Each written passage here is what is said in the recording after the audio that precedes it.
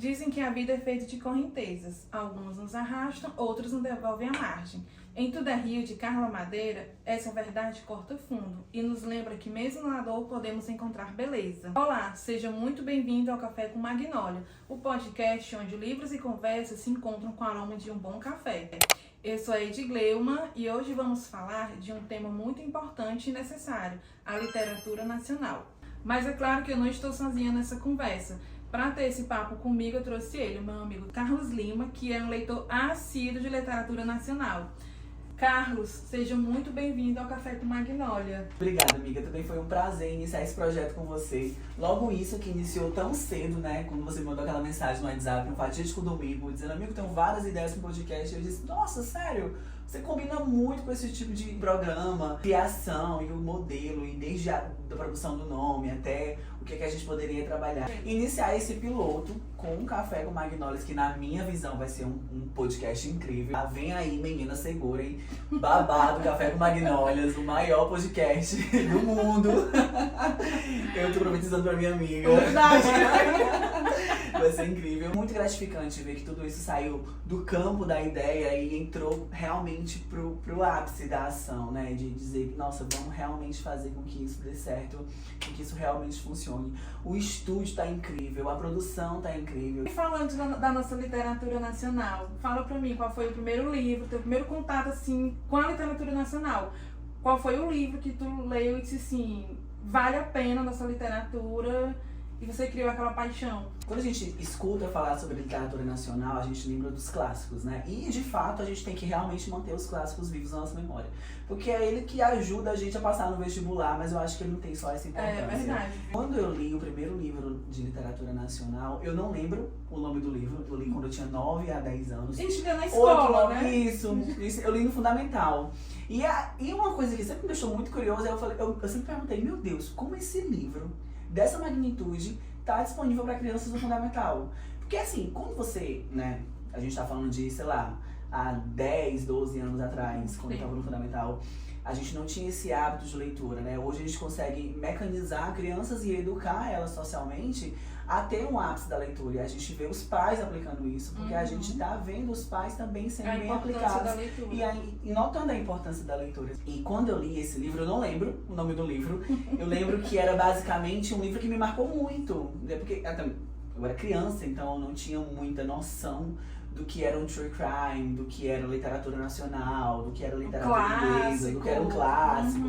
E os clássicos já existiam, né? E eu passei uma boa parte da minha vida achando José de Alencar, Machado de Assis, Clarice Lispector, Raquel de Queiroz extremamente chatos. Eu falava assim, cara, eu não vou entender nada desse livro, então eu vou ler aqui o meu bom John Green, Becca Fitzpatrick, né? Acho que todo mundo daquela época lia, viu? Isso. E aí, esse livro, eu não lembro o nome do livro, mas ele era basicamente contava a história de um grupo de amigos, tinha um protagonista, e eles sempre faziam várias coisas bem estranhas e erradas durante a noite, né? E ela tava numa fase muito rebelde da vida dela, né? No núcleo, eram 3 núcleos. Era o núcleo da casa da protagonista, que ela não tava lidando bem com os pais, tava tendo confusão o tempo todo, um conflito familiar.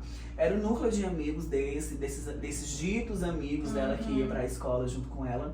E o núcleo de uma outra personagem que era a diretora da escola, que ela tava tendo um conflito familiar com o esposo e tava beirando a separação, tava dormindo na escola.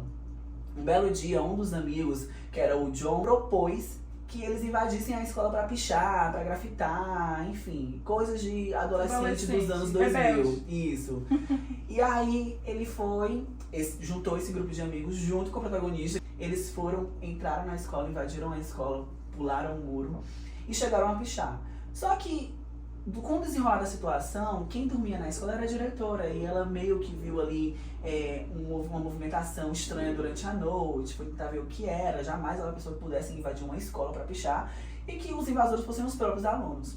Só que o John sempre foi o mais vida louca do grupo, e ele bebeu nesse dia, estava armado e, enfim, acabou atirando na diretora, e aí ficou isso, eles fugiram da cena do crime, aí iniciou-se uma investigação, foi aberto, a perícia chegou para investigar todo o crime. E no outro núcleo que acontecia, que era a protagonista brigando com os pais, nesse conflito familiar, a mãe acabou falando pra ela que a mãe dela era a diretora que faleceu na Nossa. escola, que foi assassinada, foi o plot twist, e que ela era adotada. Então ela teve que lidar com essa divagação. Será que eu entrego os meus amigos à polícia e assino a minha nota de culpa? Porque sim, também você participou, né? Por mais que ela não tenha executado o ato, mas ela entrou ali indiretamente. Ou será que eu lido com essa aflição interna de saber que a minha mãe morreu ali na minha frente, sem saber se ela era de fato, ela sabia se era minha mãe. Agora eu não lembro se ela sabia que ela era mãe da menina, ou enfim. Isso eu não lembro. Mas foi o primeiro contato com a literatura nacional que eu tive. E depois eu passei muito tempo sem ler nenhum livro da literatura nacional. Tipo, fui ler outros livros, né? A gente cresce na nossa adolescência, a gente é cercado por clássicos da adolescência, né? Hoje a gente tem outros clássicos da adolescência, que é a Colleen Hoover, é a Taylor Jane. Xodózinho o xodózinho ali dessa nova geração. Nova geração. E é muito interessante, porque se a gente for parar pra pensar, a Colleen Hoover, ela escreve já há bastante tempo. É igual a Carla Madeira. Carla Madeira, um dos livros de maior sucesso da Carla Madeira é To The Hill, que enfim, é teu xodó. É o meu xodó. Esse é o xodó. É o meu filho. Mas não foi o primeiro livro que a Carla Madeira lançou. Em questão, assim, Carla Madeira, ela lançou outros livros e o público pôde conhecer outros livros. E apesar de... E depois que conheceram esses outros livros, como Véspera, A Natureza da Mordida, eles foram pesquisar a biografia da Carla Madeira e encontraram To The Hill. Então, To The Hill foi um estouro graças a outros livros. E a gente tem isso também com outros escritores, né? Outros autores, como a própria Colleen Hoover. Colleen Hoover, se você for parar pra pensar, um dos maiores sucessos da Colleen Hoover é Assim que Acaba e Verity, né? Mas não foram só esses livros que ela lançou, né? Tipo, esses livros pegaram carona com Novembro 9, Para Todas as Suas Imperfeições, O Lado Feio do Amor. Então, assim, é muito interessante quando você pega um gancho de um escritor e você vê, e meio que também isso me deixa um pouco ciumado, porque você, quando conhece um certo escritor e você adota um certo livro, você pensa, poxa, esse livro é meu, essa história é minha, eu não quero que ela ganhe tanta divulgação, tanto espaço. Que outras pessoas conheçam. Isso, mas é muito legal. Esses dias eu tava lendo uma publicação do UOL e eu vi que To The Hill da Carla Madeira vai ganhar a tradução nos Estados Unidos, na Rússia e em outro país que eu esqueci. Fiquei assim, caramba, meu Deus, será que os americanos merecem To The Hill? Será que eles merecem Carla Madeira? Será? Só que assim, é muito interessante que você vê a literatura nacional brasileira ganhando outros nichos. A gente tem um cara que é fenomenal, que é o Rafael Montes. Você que é fã de True Crime, você fala assim, meu Deus do céu. Ele é o cara. Ele é o cara, ele é fenomenal. Tipo assim, Dias Perfeitos, pra mim, o que acontece ali naquele livro é um... Jantar Secreto, viu? Jantar Secreto também. Não tem como falar de Rafael Montes e não falar de Jantar Secreto. Pois é, e inclusive Dias Perfeitos saiu agora, a adaptação no G-Show. Assistam, tá? Muito legal. Eu acredito que não vai estar tal qual o livro, porque eles vão mudar um pouco. Mas, enfim... Assistam, leiam, vejam, compartilhem, divulguem. Literatura nacional. Literatura nacional é uma das melhores coisas que existe na face da Terra.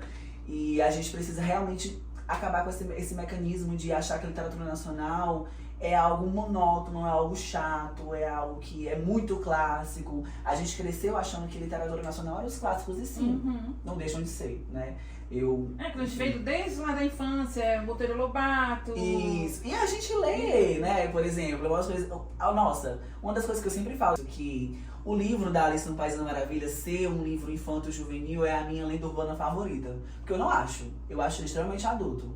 Eu acho que você consegue tirar reflexões ali daquele livro incríveis. Tem uma parte do trecho que a Alice está caminhando e ela para no meio do nada, absoluto nada, e ela vê duas ruas, uma ramificação, para dois caminhos. E na frente tem uma árvore com gato risonho, e ela pergunta assim, gato, onde esses dois caminhos vão dar? E ele pergunta assim pra ela, onde você quer ir? Aí ela fala, eu não sei. Se você não sabe pra onde você quer ir, qualquer caminho serve. Exatamente. Eu acho que esse trecho do Alice no País das Maravilhas, ele é muito supracitado justamente por conta disso, né? De você encontrar esse enfoque, de você ter esse direcionamento, que eu acho que às vezes é o que falta, às vezes falta um norte pra gente, né? A gente não consegue ficar sempre rotulando o que é de fato. Às vezes você no fundo sabe o que quer, só que você não consegue gerenciar os seus pensamentos, você não consegue organizar os seus pensamentos. E aí, pra isso Você se acontecer, perde. você se perde completamente. Mas assim,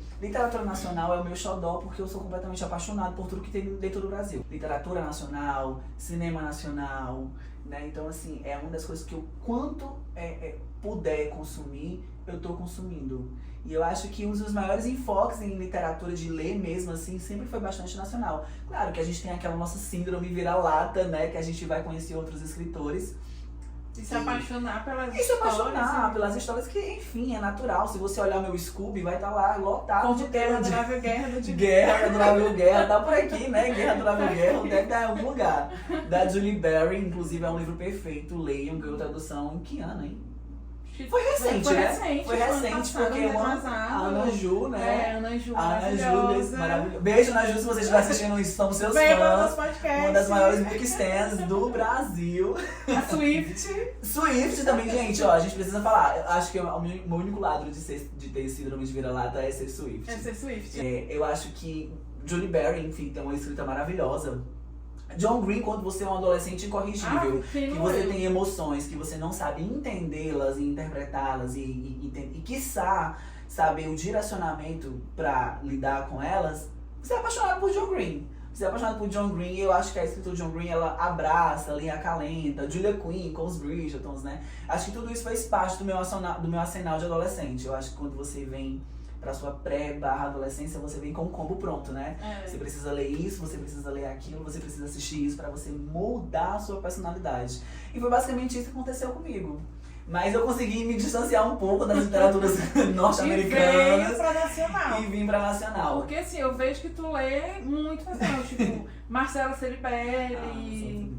E a gente tem, falando de Carla Madeira, não somente ela, a gente tem a nossa Socorro Racioli, que é daqui, que é cearense. Cearense. Ah, Socorro!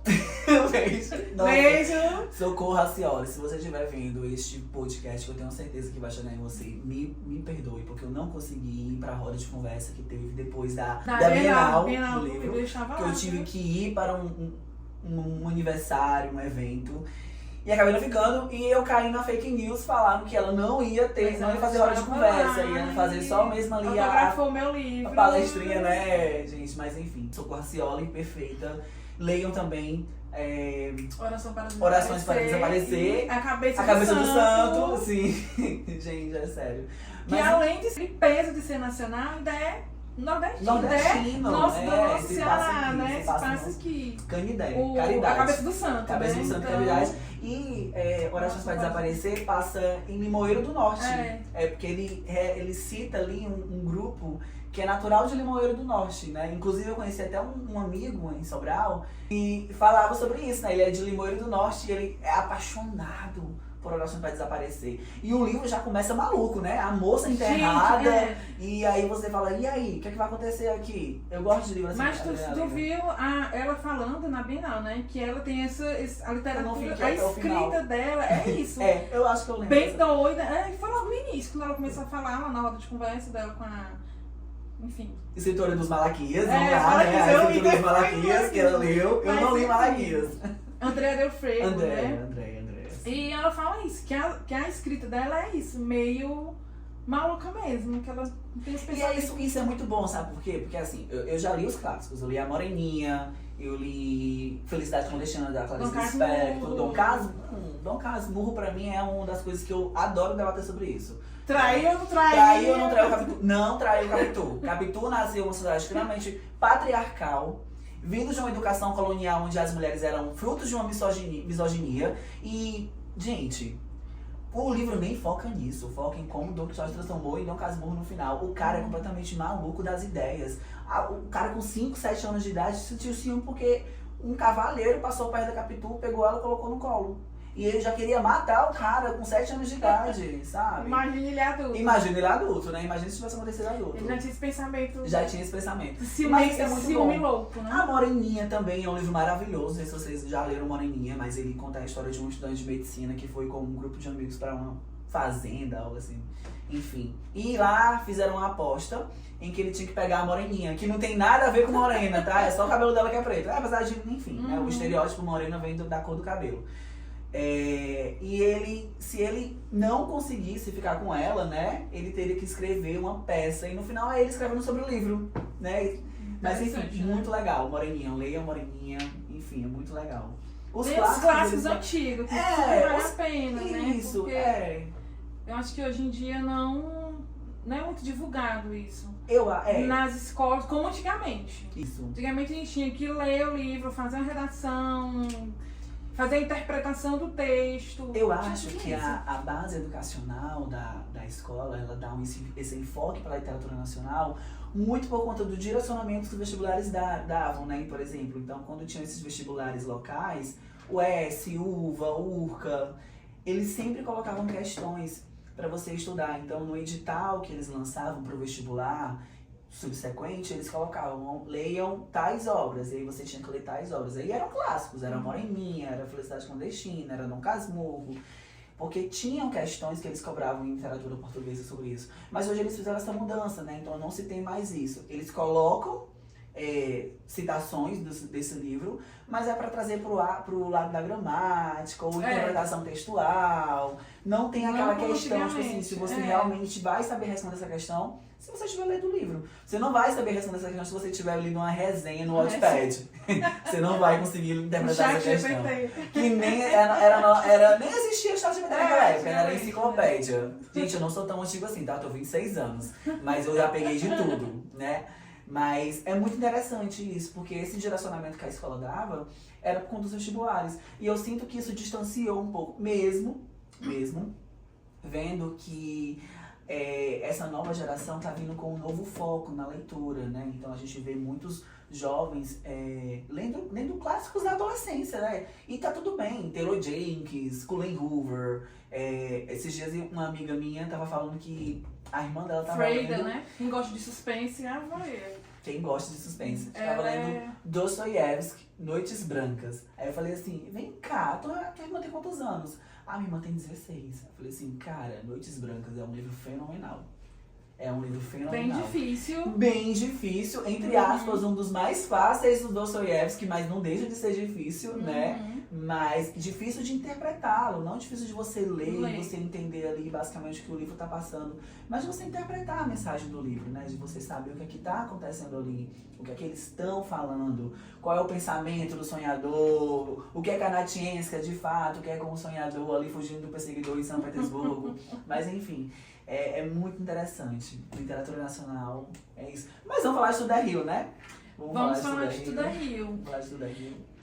Como você se apaixonou pelo Tudo é Rio? Em que momento da vida você encontrou Tudo é Rio? Tem um momento certo pra você ler cada livro. Tem. Eu não sei se contigo acontece isso, mas A Biblioteca da Meia-Noite. Exatamente. Aconteceu comigo com a Biblioteca da Meia-Noite e recentemente com Tudo Que Deixamos Inacabado. A gente tá falando de literatura nacional e tô falando livros que não lembro mais.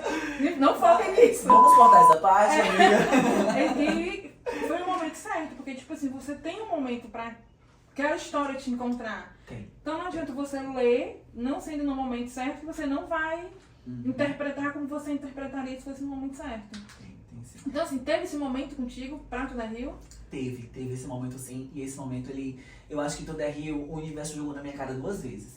Primeiro que eu sempre li livros físicos, nunca li livro online, ou eu tinha um Kindle, eu comprei um Kindle né, um amigo? dia. Você pegar, cheirar, folhear, marcar. Sou bem arcaico. Eu não gostava de Kindle. Comprei o Kindle um dia, chegou o Kindle na minha casa, não gostei. Assinei o Kindle Unlimited, no outro dia vendi o Kindle. No outro dia, disse, não dá pra mim isso aqui, não dá, não quero ler. Não faz parte da minha rotina. Não faz parte da minha rotina. E aí, uma amiga postou no Scooby que tinha lido Tudo é Rio e tudo mais. E eu já tinha visto um vídeo de Tudo é Rio, do Lucas Barros, um rapaz que grava vídeo no TikTok. Os bookstoks da vida, né? Os books que a gente ama as indicações, viu? E aí, ele tava falando muito bem de Tudo é Rio, de literatura nacional. E eu já tinha visto umas 2 pessoas postando no Instagram que tinham lido esse livro. Eu falei assim, bom... Foi na época que eu tava bem doente, eu falei assim, cara, eu vou ler esse livro, mas eu vou baixar ele online, porque eu já li alguns livros online aqui, talvez eu me adapte com ele. E eu vendo aparentemente ali 200 páginas, 229 É um livro páginas. curtinho, você lê em um dia. É um livro curtinho. Eu falei assim, cara, eu vou ler assim, sei lá, em um dia, enfim, em uma tarde. E aí, baixei o Tudo é Rio. Li o primeiro capítulo, não gostei. Falei assim, mas eu acho que eu não gostei, não foi da Já leitura. começa com palavrão, assim, né? Não gostei de estar lendo online, sabe? Não gostei, não me adaptei. Hoje eu leio muito bem livros online, enfim, leio muito.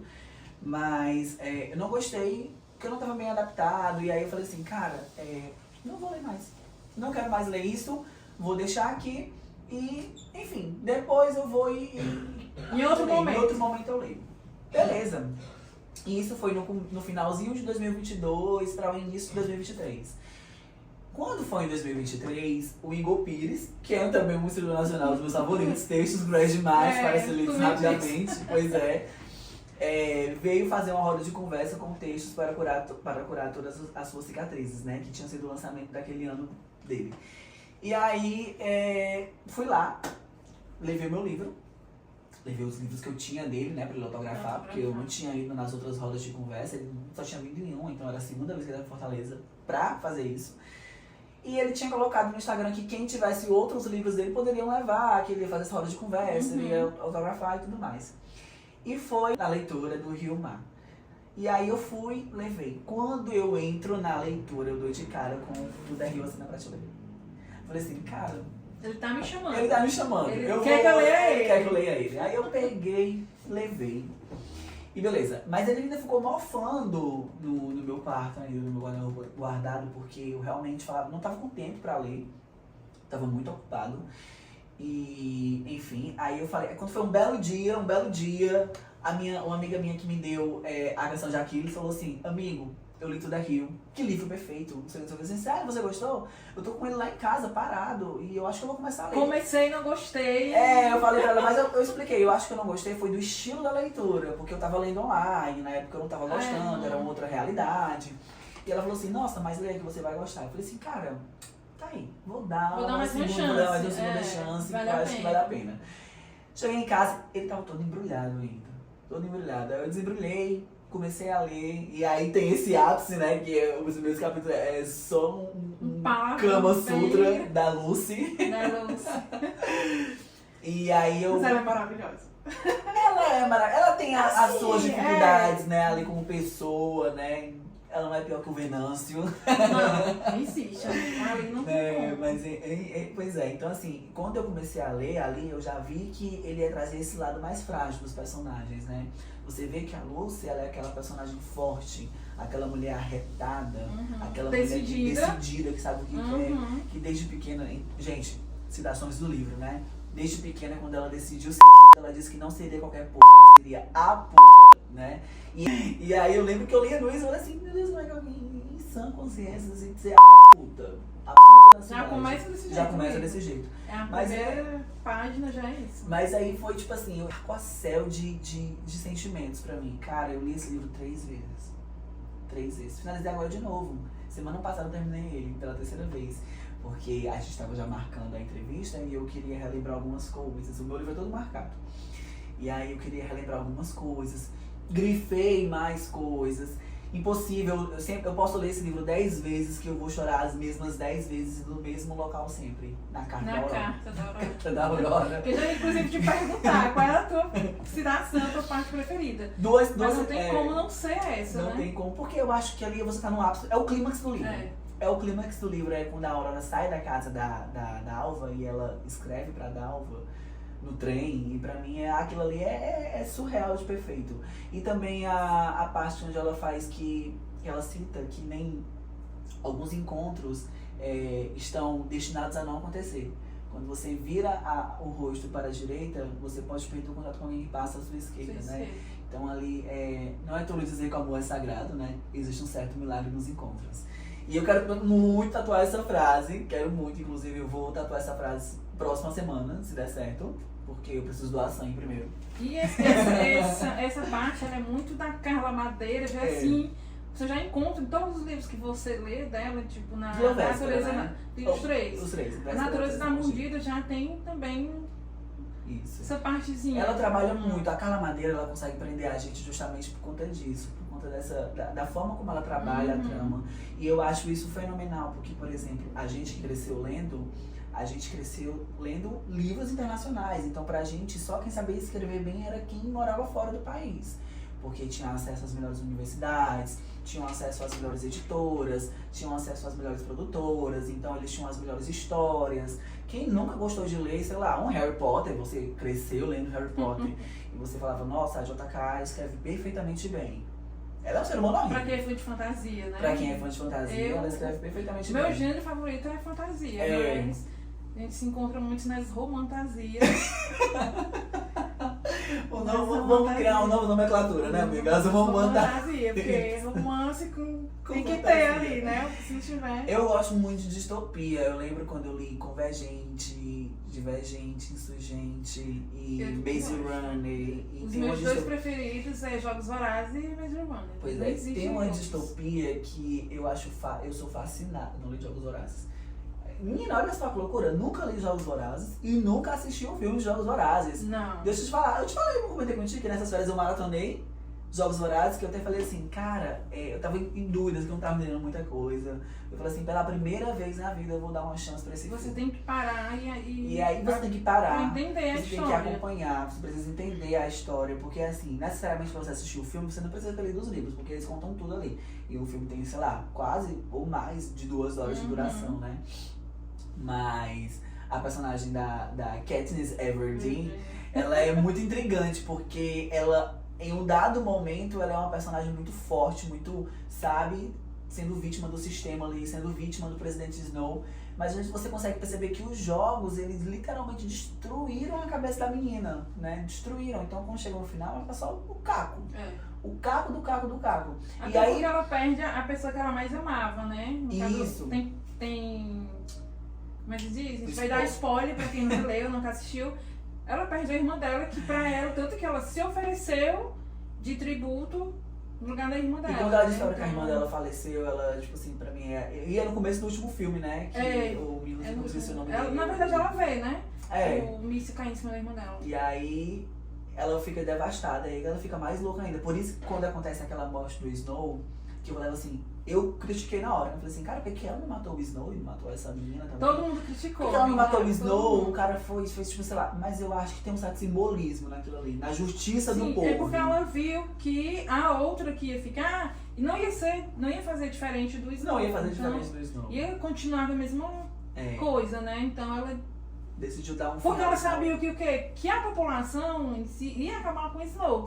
Tanto que ele tava morrendo, né? em cima, ele né? tava morrendo, ele tava doente e tudo mais. Teve também aquele que foi antes, que era a história do Snow, que é a Cantiga dos Pássaros, das Serpentes. Cara, o filme perfeito. Não li o livro, óbvio, né? Eu nunca li o livro do Jogos Vorazes. Mas o filme perfeito. O filme perfeito, muito bem trabalhado, muito bem produzido. E a forma como eles conduzem pro crescimento do Snow mostra que ele não foi um cara ruim assim que nasceu. Não, ele era contra o sistema, né? E aí ele não apoiava os jogos, ele se apaixonou por aquela meninazinha, que eu não sei se é o nome dela, que era justamente cantava para serpentes. E aí não se sabe, é até um spoiler, amiga, que eu ia te perguntar. Nos livros, qual é o fim? Ela some do filme, no livro também é assim. Ela some. Some, não aparece mais, ninguém sabe o que aconteceu com ela, ninguém sabe mais de nada. E aí eu lembro que ela sempre fala que a Katniss, que era aquela planta que ela comia, né?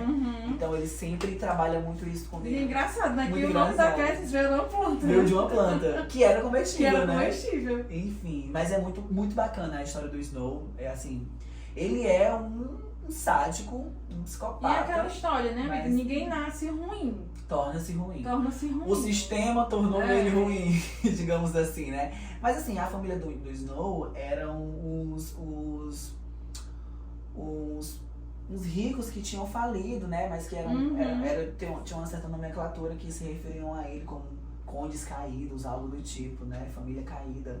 Que ele realmente precisou subir a manga da blusa e dizer, bom, ou eu faço isso, ou a minha família vai terminar pobre e eu não quero isso. Né? Então ele trabalhou isso e ele foi fazendo isso o tempo inteiro e é uma parte muito interessante da história, porque isso mostra como ele de fato tá muito bem preparado e assistido, né?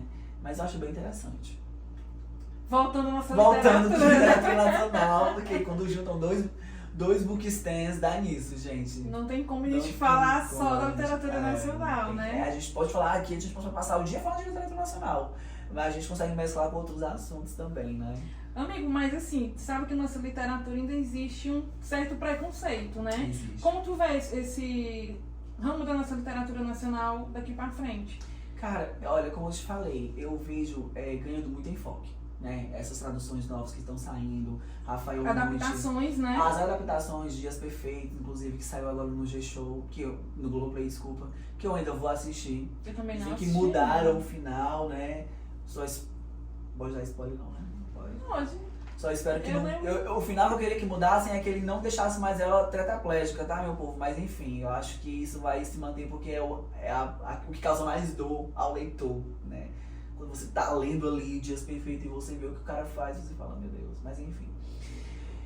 E essas novas adaptações, o público conhecendo. Cara, a gente tava na Bienal e literalmente lotou o auditório pra ver escritores nacionais. Então a gente não tinha muito isso, né? Você vê que um dos maiores focos da Bienal eram os artistas que vinham de fora, né? Uhum. Ainda continuam sendo porque a gente é acalentado por eles e tá tudo bem. Isso não vem ao Faz caso. parte. Faz parte do nosso amadurecimento como leitor. Mas eu acredito que a nossa literatura nacional tá ganhando um novo rumo, e é o rumo do conhecimento. É o rumo das pessoas começarem a ter ideia de que a nossa literatura é algo precioso. Tem muito a oferecer, Tem muito muita a oferecer, história boa. muito a oferecer. E sem falar que fala da nossa cultura. Isso. E é o que acontece, quando a gente vai até aos fatos, né, eu tava conversando com uma amiga minha, esses dias antes de ontem, morreu Luiz Veríssimo, que era filho do Érico Veríssimo. Nunca li nenhum livro do Luiz Veríssimo. Eu ia falar Luiz Felipe Pondé, olha. Pondé é outro escritor nacional também, que de gosta, filosofia, né? que eu gosto, de filosofia do tempo do cotidiano. Nunca li nenhum livro do Luiz Veríssimo, mas li do Érico Veríssimo, né? Que é Olhar os Lírios do Campo. E é sensacional a literatura do Érico, ele é um cara esplêndido, muito amigo de Gabriel Garcia. E o Socorro Racioli foi aluno de Gabriel Garcia. Então, voltando para Tudo é Rio, qual foi o contexto dele no teu emocional? Como ele te atingiu o teu emocional?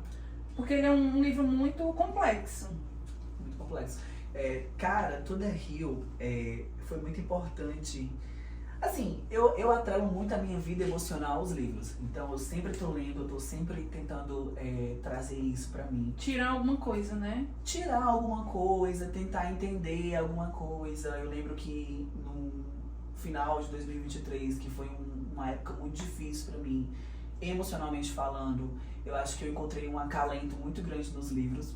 Procurei estudar pelo que eu tava passando. Procurei entender o que eu tava passando, porque eu acho que quando você entende o que você passa, você consegue ter mais discernimento para resolver isso, né? Então eu acho que, claro, eu tive outras ajudas, como terapia, medicação, amigos, família, Mas trabalho. acaba que o livro ainda se torna um no final bom do dia terapeuta, é só né? você, o livro e o seu fone de ouvido com Taylor Swift. Claro, playlistzinha. Playlist folclore. Mas assim, Tudo é Rio me ajudou muito nessa questão do lado emocional, porque eu pude entender que, mesmo passando por uma situação difícil, você consegue liberar o perdão. Porque eu acho que a gente é educado a não sofrer, a gente é educado a... Ninguém quer sofrer, óbvio, né? Ninguém. Mas a gente é educado a não saber lidar com esse tipo de situação. E quando é uma situação que nos expõe a um sofrimento um tanto quanto imaturo, porque você não passou por isso antes e você não desenvolveu essa maturidade suficiente pra lidar com isso, deixa um pouco em choque com a realidade, né? Você não entende, você não procura saber, você não procura entender. Então o livro foi muito importante pra eu trabalhar esse lado emocional, o lado do perdão, e o lado de entender as minhas emoções como um ponto de vulnerabilidade, e que tá tudo bem você ser vulnerável às vezes. Né? Todo mundo é vulnerável, que é um papo bem estilo ChatGPT, mas de fato a gente não consegue ter essa consciência de que aprenda a lidar com as suas emoções para que você consiga resultados na sua vida, né? E resultados que eu digo, resultados de modo geral. E sem falar que o perdão, amiga, ele não serve só pra pessoa que você tá perdoando. Isso. Ele é mais significativo pra você. Pra você. Eu acredito muito que o livro ele teve essa importância significativa pra mim. pro lado do perdão e pro lado do amor, para entender o que de fato é amor, o que de fato é amar. Porque a gente tem uma configuração muito vaga do que é o amor. O amor não é só aquilo que você lê nos livros, o amor não é só o casalzinho feliz de uma novela, de uma comédia romântica. O amor não é a Dakota Jones com o Chris Evans em Amores Materialistas, né? Então. Não é somente não, que você isso. vê ali no Instagram. Isso, não é o que você vê no Instagram. Eu acho que o livro tem essa importância. Não só Tudo é Rio. Esse impacto. Também não só a literatura nacional, mas todos os livros que eu me proponho a ler e a entender, a interpretar, né, a tentar ver o que é que eu posso filtrar disso, né, o que eu posso trazer pra minha vida. E eu tenho obtido resultados maravilhosos. Eu acho que tudo que você assiste e você lê, você tem que tirar alguma coisa pra sua vida. Isso. E a gente também é muito, digamos que, educado, ou enfim, achar que livro é somente uma história ali bem contada, como se fosse uma fofoca. Ah, você lê uma fofoca numa tirando página os de livros fofoca. de fantasia, tá? Tirando de fantasia, porque realmente é só fofinho. É só pra distrair mesmo. É só pra distrair a mente. Mas eu acho que o livro, eu acho que até mesmo os de fantasia você consegue entender ali a mensagem do personagem, né? A forma como ele trabalha, o público que ele quer atingir, a forma como ele quer atingir. Então eu acredito que o livro ele tem muita essa importância, mas é claro, você só consegue notar isso quando você de fato tem amor pela literatura, quando você de fato tem amor por ler, né? E eu acho que uma das coisas que eu mais amo fazer na vida é ler. Ler pra mim é algo que, enfim, me encanta, me emociona e o quanto eu puder partilhar disso eu vou estar partilhando. Amigo, e assim, na tua visão, o que faz a nossa literatura nacional ser tão única, ser diferente das estrangeiras? Ser nacional, né? Tô brincando. Deixa. Isso é muito vago. Mas assim, eu acho que Porque assim, tem um diferencial. Tem um diferencial pro público leitor que eu acho que é você sentir que aquilo ali é seu. Aquilo ali lhe pertence, É feito sabe? aqui por nós. É feito aqui por nós. A gente não tem um Hollywood aqui de filmes, né? Então a gente nunca vai ter uma Marvel no Brasil. Mas a gente tem um Cine Hollywood. A gente tem uma obra parecida, que é muito bom. Então eu acho que você saber aquela arte ali. Eu acho que isso traz isso também quando você vai pro público norte-americano. Eles sentem isso, de entender que aquele filme é produzido ali, que aquilo ali, aquela arte pertence a eles. Então eu acho que a arte pertencer a nós é muito significativa. Pra mim, como leitor apaixonado por histórias, é muito importante entender que aquilo ali pertence a mim, pertence ao meu povo, veio daqui, da minha terra. Foi feito aqui.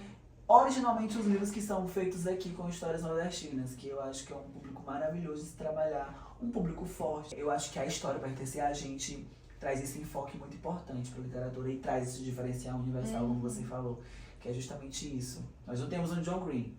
Nós não temos, a gente tem Carla Madeira, Socorro Racioli, Marcela Ceribelli, CEO criativo do Bom Diobras, que vai estar aqui em novembro. E eu vou estar lá na hora de conversa participando. Mulher, eu te amo. Eu escuto o podcast toda segunda-feira. Me convida. Mas enfim, mas é justamente isso. Você sentir que a arte pertence a você. Mas que não tenha escrito pelas suas próprias mãos. Mas ela é sua, ela é feita direcionada para você. O mundo, ela vai pro mundo depois.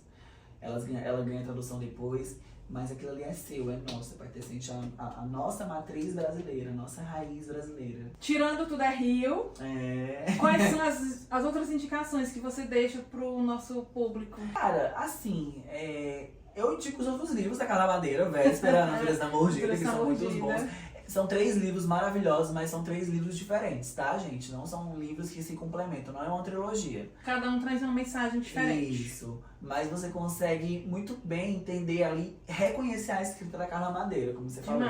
A Carla Madeira, ela tem um perfil único de escritor. Então, se você lê um livro que você nem sabe que é dela, você nem viu a capa, você lê um trecho, você consegue identificar. É única. São únicos. Socorro Racioli. Rafael Montes, se você gosta de um true crime bem pesado, um suspense bem top. Ele trabalha muito bem, cara, é sensacional. Pra pessoas que são mais adolescentes, que estão ali passando por umas frustrações amorosas, porque todo mundo passa, leiam Igor Pires, tá? Principalmente textos para curar todas as suas cicatrizes. É um livro sensacional. Textos cruéis demais, para ser lidos rapidamente. Guilherme Pinto, enfim. Marcela Ceribelli, ela tem 2 livros, eu já li os 2, Sintomas. Tudo que eu aprendi quando o amor mais me decepcionou. e Aurora, que é o Despertar da Mulher Empoderada, que é voltado mais pro público feminino. Mas que tu ama. Mas que eu amo também, né? Vamos falar sobre mansplaining. Eu amo também. Mas literatura nacional básica, pra quem tá iniciando, eu indico eles mesmo, porque eles têm ali, claro, são mais voláteis e você consegue interpretar mais fácil. Quem tá iniciando literatura nacional, que nunca leu literatura nacional, vai sentir uma certa dificuldade se pegar logo a Moreninha pra ler. Se pegar Dom Casmurro, Memórias Póstumas, vai sentir essa dificuldade. Então começa ali pelos não tão clássicos assim, né, da literatura. Mas leiam Felicidade Clandestina, Érico Veríssimo. Luiz Veríssimo. Luiz Veríssimo, que eu não li, mas eu vou ler, tá? Mas leiam. Mas o Érico Veríssimo, o pai é sensacional. E o fruto não cai muito longe do pé, tá, meu povo? Então o cara deve ser bom também. Tem um livro que eu quero muito ler, amigo, da Conceição Evaristo, se eu não me engano. É Canção para Ninar Menino Grande. Eu já ouvi falar, eu vi É muito bem indicado pela Ana Ju, Pois é, claro. não, não vi da Ana Ju, mas eu É vi muito uma resenha dele no Scooby. Eu quero muito ler esse no livro. Goodreads. Eu quero muito ler esse livro. Nossa, esse livro, ela aparenta ser uma ótima escritora nacional. Cara, também tem uma que é jornalista, que ela traz fatos jornalísticos, que eu esqueci o nome dela, que eu vi um vídeo dela na Bienal. Mas ela basicamente fala sobre a questão de política voltada dentro do jornalismo, né? Na mídia brasileira. Então a gente vai encontrar desde Direta Já até sei lá, o Black Bloc, né? Que era aquela galera que ia na rua pedindo a redução de tarifas e tudo mais. Mas vale muito a pena. Eu vou tentar descobrir, depois eu vou te mandar no WhatsApp alguma coisa do tipo pra tu postar no teu Instagram. Amigo, teve um que eu li, eu não lembro, Solitária. Esse eu não li. Esse daqui. Eliana Alves Cruz. Me identifiquei muito com ele. É um livro também curto, que você acaba em um períodozinho ali, da manhã, da tarde, mas é uma história fantástica, depois tu lê. Gente, ela terminou empregada em uma noite. Ela terminou empregada em uma noite. Nunca minto também, né? Eu tava no hiperfoco da Freida, mas foi. Ela é perfeita. Mas é isso. Amigo, muito obrigada, viu? Por amiga, você vir sério. aqui Pô, desculpa. compartilhar Que é isso? suas histórias, sua visão, seu amor pela nossa literatura nacional. Eu também tô muito feliz, lisonjeado em participar desse projeto piloto, né? Que vai ser um sucesso, tenho certeza disso. Acompanhei o lançamento do projeto, acompanhei a criação do projeto, os áudios que a gente compartilhava no WhatsApp, conversando com o outro. Foram todos perfeitos. E eu acredito sim que Doces Magnólias vai ser, enfim, Café com Magnólias, desculpa. Café com Magnólias vai ser incrível. É isso, pois muito obrigada, viu, Obrigado, amigo? amiga, sério, foi perfeito. Não tinha como fazer esse episódio sem você, né? Porque falar de literatura nacional, você é o mais assíduo do que eu conheço. Sou não, gente, mas foi muito legal participar também do projeto, porque meio que eu tava já inserido desde a criação até do desenvolvimento até a realização do projeto. Então, enfim, tá sendo muito incrível participar disso. E partilhar isso contigo, né, minha amiga, de anos, tá? A gente conhece há muito tempo, mas Anos agora. luz. Anos luzes. Mas é isso. Colegas de Obrigado. profissão. Colegas de profissão, leitores. Escritores, porque eu sou escritor de resenha, tá? Nas literárias. Ela é Eu sou escritora escritora, de gente. livro, Em breve tá, vai gente? sair meu livro, vai ser Tá publicado. perfeito. Então, literatura nacional, leia, vai ser uma maravilha. Foi isso. E é isso, né? Se você gostou desse episódio, compartilha com alguém que também ama livros e para conhecer mais um pouco da nossa literatura nacional, né? Então sigam nossas redes sociais, vai estar aí o link e a gente se encontra no próximo episódio.